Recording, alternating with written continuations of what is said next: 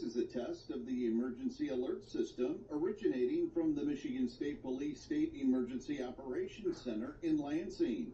If this had been an actual emergency, such as a tornado, toxic material release, nuclear plant incident, widespread phone or power outages, or other state or local emergency that affects safety, official messages would have followed the alert tone.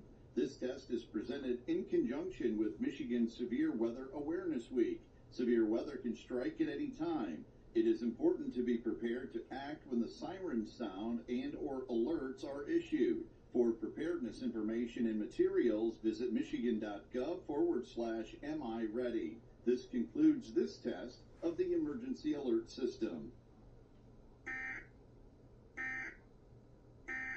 As with Pella.